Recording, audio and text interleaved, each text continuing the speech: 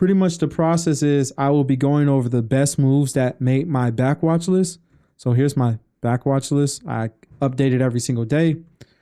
And then I will be talking about my positions as well. This is what I do to review my trades. So let's get started, right? So the trades that I took on Friday, because we're always going to be reviewing the best trades of the day and not like of the week or anything like that, because that's not how I do like my back watch list. I took 4 trades and I removed them from my positions. My positions is down here. But I took 4 trades and I took CRBP, which was a gapper. I took APPF, also was a gapper. And I took Mara because there was a crypto theme. If I go to blockchain here, at least there was, if I go to close, you can see a bunch of the crypto stocks, was making moves and gapping up in the pre-market. A bunch of them was gapping up. So I said, hey, why not, take Mara? So I did take Mara. Evidently, I sold out way too early. And I also took, I trade these things, what I call mean reversion. This is actually a parabolic bounce. When the stock goes parabolic and then it bounces off the 10-day. I haven't mastered this setup, but I'm still trying to learn it. I think it's very profitable. You can see from the 10 right here, from the bounce right here on the 25th, you can see DWAC is already up 18%, max up 26%. This is what you expect. I've been preaching about this for years. This is actually one of Chris' strategies that he talked about, and he stopped talking about it. I didn't trade DWAC, but I took fun. And I sold out of fun because the morning movement was a little bit too volatile for me. So I had a trailing stop on it because I said, hey, I got other stuff to pay attention to, which was CRBP, right? So you always got to focus on the best stock of the day. And I used a trailing stop. And the trailing stop, if you look from here to there, is around 11%. So it would have stopped me out at 0.29. And I took it at 0.34, 0.33. So that is about a 12% stop or so. So I had about a 12% stop in at 1% of my account risk. It ran up. My trailing stop was at 12%. So when it ran down 12%, I got stopped out. And somehow I got out at 0.34. I don't know. So I made 1 cent on it. So pretty much a break-even trade. So that got fun out of there. Now let's talk about Mara. Mara, I kind of blew it. So you can see this thing gapped up. You can see by the 5-minute, this thing opened up, around 7%, ran down. And I was like, oh, okay, well, I guess if it comes back up, let me take it. So it did come back up. Okay.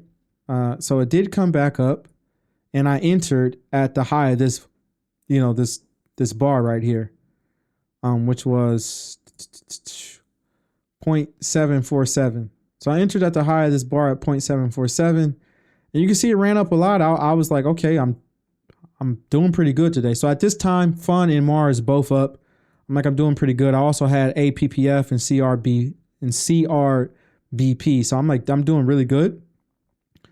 And at that point, I was kind of in my head, and I probably shouldn't have done this, but I was like, hey, if I'm doing this good already, when this started pulling back, I'm just giving away some of my money and I'm already doing good. I don't even need this. So I sold it off, and I sold it off at a loss. I probably sold it off when it broke this VWAP.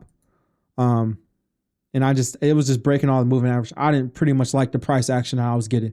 I sold it off, and it never went to my stop, my stop was actually an ADR stop, or maybe on this one, it was a low a day. I'm not sure. I doubt it was low a day, so it might have been an ADR stop, but pretty much whatever it was, I didn't use the stop. I just sold it off and I said, hey, I'm out of here. So I got out, and I thought maybe that was the right move because it kept going down. But then later on, I seen that it was up severely. But either way it goes, I got in, like I said, at the high of this bar, and it closed at, I'd have been up like nothing. So regardless, it hasn't moved that way far from my original entry, but seeing how it went all the way up here and it reversed, I think I made the wrong decision. I don't think it was an emotional decision. I think I was just looking at, all my winners. So I guess that could be seen as emotional. And I was just eliminating risk because I just didn't think it was necessary. On top of that, at the same time, while this was going on, if we look, Hut and like all these other, you can see all at the same, you can see at this early momentum, after this early momentum that happened in the morning, these things started reversing. I said, hey, market's choppy, more stocks is reversing. This is typical. Let me get out before I take a full on risk. So I cut MAR. Now, if we're talking about CRBP, this was definitely the best move of the day. Let's just start here. Let's talk about the characteristics of this. This is the previous day. Look what happened. So there's almost no volume. And then out of nowhere in the pre-market of, on Friday, you get this burst of volume. So you're getting all types of volume coming in, a lot of green candles, a lot of big moves. In pre-market, we're already up 70%. And you get a flag right here, right? You get, boom, one bar, another green bar, another big green bar right here. So we got we see like there's like a war going on. They're fighting it out to see who's going to push higher, who's going to push lower. The buyers win. This breaks out right here. Now you can see the volume kind of drying up, right? As this, well, it's not really drying up, but like here. Well, it kind of increases right here. Actually, like doubles right here. So when this volume comes in on this massive green bar, probably a good sign that we could have entered pre-market here. So this will be one entry. But I know a lot of people don't like to enter pre-market, and I'm not even usually, up and paying attention at pre-market. So let's get to the actual when the market opens, because that's when you should be paying attention. So it looks like this market opens and we get this massive green 5-minute bar, 2.5 mil. The float is literally 2.5. So the float of the stock is 2.5 and the volume of this is 2.5. So in the first 5 minutes, it traded its whole float. And if we go to the 1 minute, you actually see we get halted. Go to the 1 minute. Okay, so if you go to the 1 minute, you can actually see we get halted. And you can see we get halted multiple times on the way up. So how would you enter this stock, right? That is the question. Let me zoom out a little bit. How would you enter this in real time? Not, hindsight, but on real time. So the 1 minute bar we see gets a bunch of volume. You could have chased this 1 minute bar. Now, me personally, where are you going to put your stop? I don't know. You could have put your stop at low a day. I don't really like this. I mean, look at this candle on the 5 minute. It's very wide. It's 15%. That's just not setting yourself up, for success. On the 1 minute, your candle's going to be less, right? So you could have took the 1 minute, but it's still around 8%. That's okay. I would not do this because I know from my studies personally that a 1 minute opening range high on a huge gapper of 17% ADR, there's chances that,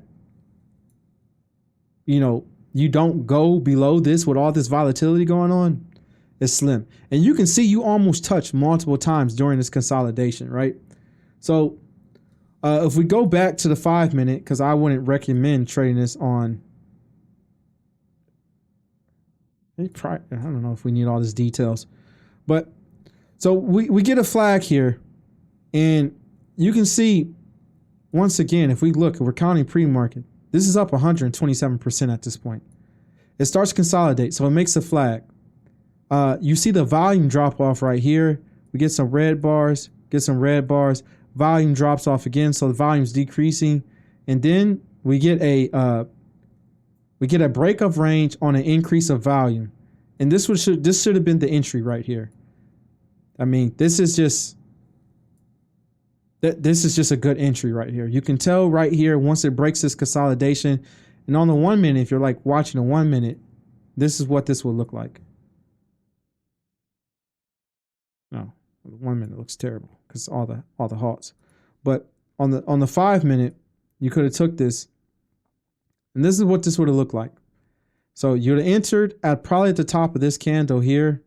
You could have placed your stop at the low of this candle or maybe the low of this candle, either one that you want to choose. So from here to here 10%, here 14%, still not the best, right?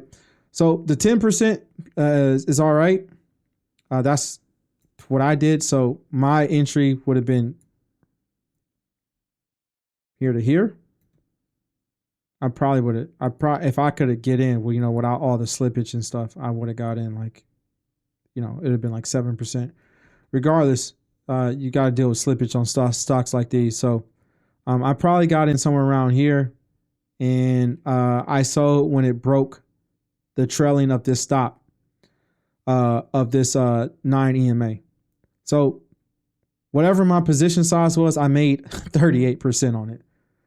That's ridiculous. And I actually took some I do what I'm going to start calling chipping, because I see another trader use it. I chip as I hit like these high points into these boiler bands. So my boiler band is a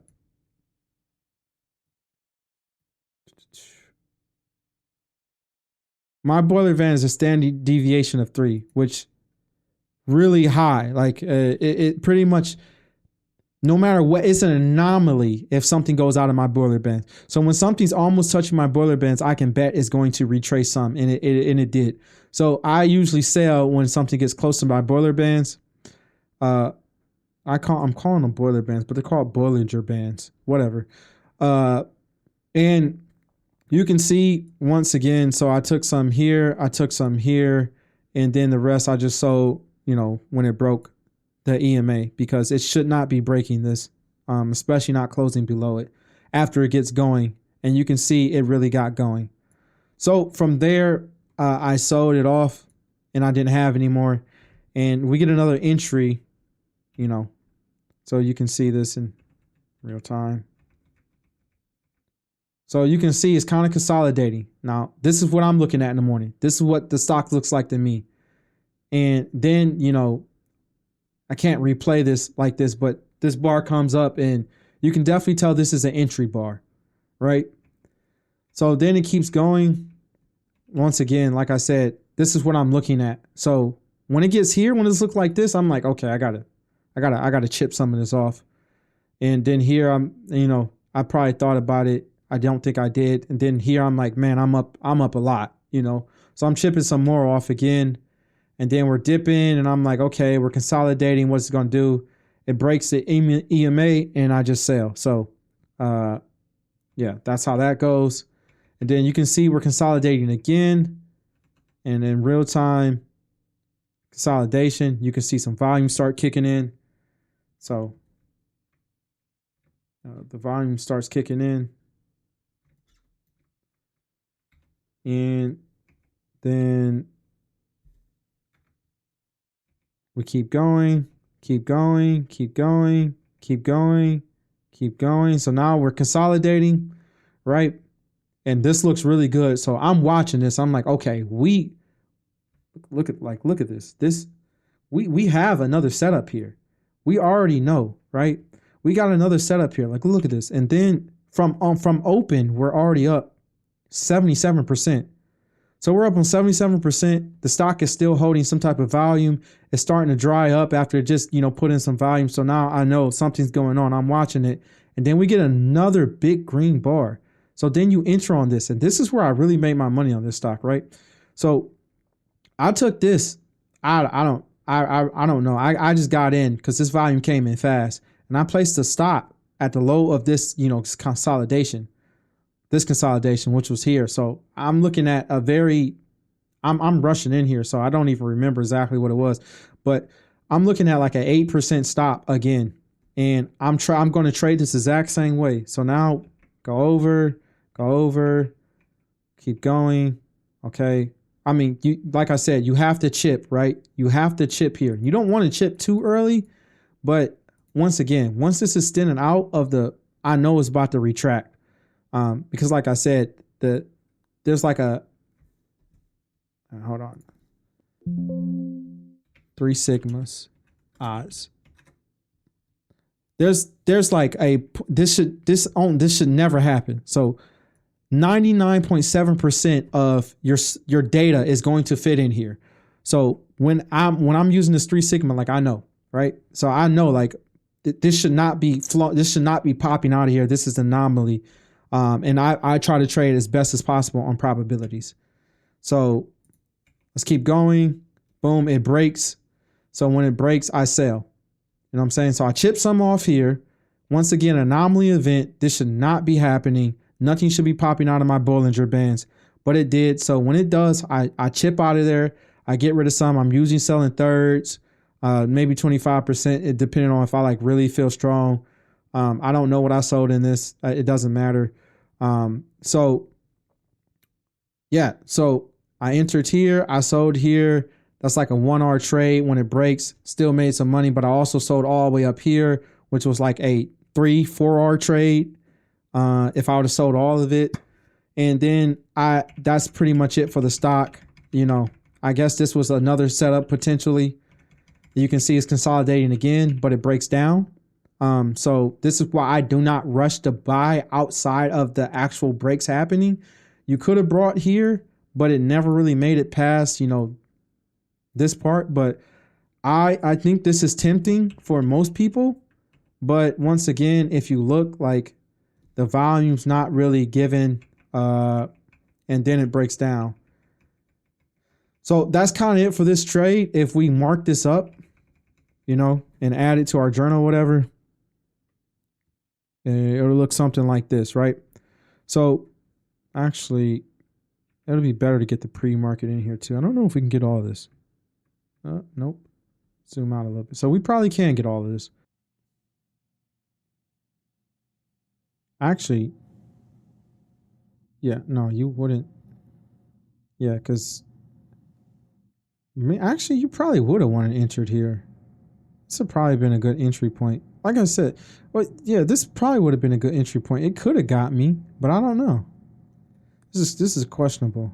Yeah, this looking at this right here in real time, it didn't look that good though. Hindsight, it looks pretty good, but nah, I don't think I would have took it. I mean, I didn't take it, so I don't have to question if I would have took it. I didn't take it in real time, but I took the other two. And this is how you would have wanted to trade this. Now, once again, this is like a very day trading setup, I guess. But I just chase momentum, so it's not like it matters to me. And yeah, that's pretty much it. That's how that one would look. And we can go to APPF. So APPF, there's a lot of different characteristics about APPF than CRBP. If you look at CRBP, right, first thing you know is this is a 100% gap. You know, the stock ADR is 17, right? APPF ADR is 3.45. So there's drastically different, you know, just characteristics of these stocks. APPF is very slow, very good gap for something that's slow. It gapped up, you know, it's gapped up over 4 times its ADR, while this stock gapped up almost 5 times over 5 times its ADR.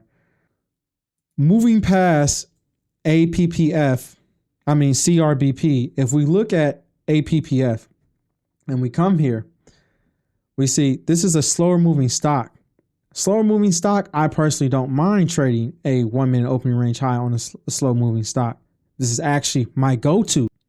You want to take something like this on a 1 minute. When stocks pick up in momentum, all the other stuff of its character, momentum changes your characteristics. They rapidly increase, you know, whatever direction it wants to go in. It can increase the volatility. It can do a lot. When we go here and we look at the second one, you can see volume's increasing, good sign, and we're breaking the opening range high. We actually didn't break the opening range high to here. And you can see on this bar, we had a bunch of volume. So this is a good sign. Bar you enter, you always want to see volume when you're chasing momentum at least. So I would have entered at the top of this. I did enter at the top of this. And my low would have been the low of this candle. So I'd had a 2% risk, which means I put half of my account in this, which I did.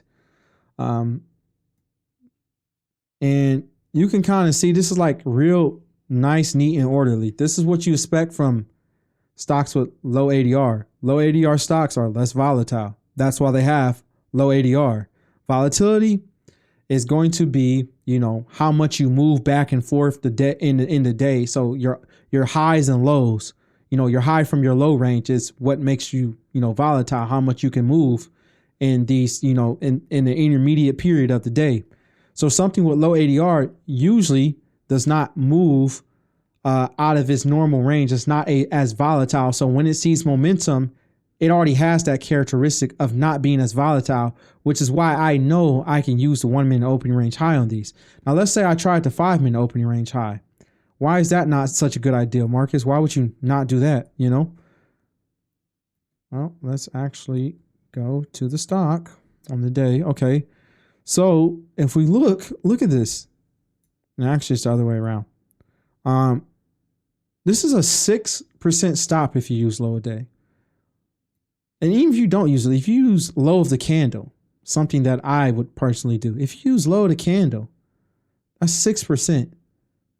That's terrible. Yeah, so APPF, I don't do the same momentum chasing on this because, you know, you might say, well, hey, this looks like a good, you know, intraday breakout, you know, pattern. Like, why would you not, you know, take this? This is what you took in CRBP. There's just a huge difference between the characteristics. CRBP can move for 50%. This stock is not going to move for 50%. It's amazing that I got into this stock and it went up 11%. You know, on my 2% risk, I got 11% move, which is a 6R trade. On this, you know, on this right here, now I don't know where I entered. I think, somewhere around here, right? So on this, let's say I had this, I maybe had a 10% entry and the stock ran up. I had less than 10% entry, but just for the sake of this argument, I had a 10% entry and the stock ran up 77%. I got like a 7R trade on this. Now, if I go over here to the other setup, this one right here, I think that's the one I took. The 1 minute on here actually looks good. But I don't trade based on the 1 minute. But if I took this entry right here, right, and it'd have been somewhere like this, right? So, okay, well, I'd have put it at the low of the consolidation because it's like the 5 minute candle. So I'd have had like 3.89 and, you know, the best I could have got here was 34. So 34 divided by pretty much 4. It's like a 24, 4. Yep. It's like an 8R trade. So like an 8.5R trade. Very good. You know, if you maximize, but you know, like I said, I sell at these peaks, but I also sell, you know, somewhere around when it breaks the 9 EMA on the 5 minute. I don't trade this based on the 1 minute. So just keep that clear. But that's kind of like what you get out of this. And the whole point, if you know the characteristics, you can capitalize. That's kind of the whole point I'm making. Like, that's why I wouldn't take a breakout intraday of this, because this ain't doing nothing, you know, like if I'm being realistic, this is going to grind it out. It ain't going to grind it out. Like, don't get me wrong. It's catching momentum and it's moving now. So the momentum's going to carry it probably upwards until the momentum deceases, but it's not going to explode like a small cap stock that just gapped up 100% or 50% is usually, it was more like I usually look for like 30, 40%. That's kind of like the range that I look for these biotech stocks to kind of gap up into. And I say like, ooh, this has some real momentum. This has some enough volatility to just burst out, you know, and I can get a good trade on it. And that's kind of like the thing that I focus on, is chasing momentum. And that's kind of this chart. So this chart is very simple, very fast. It's not as many entries. Let's do APPF. Let's actually try to save the date this time and not be. So the date was 126. No, you can't put that. So 126, 2024, right? Can I do that? Yes, I can. All right. That's going to wrap it for this video. This video is way too long. Way too long.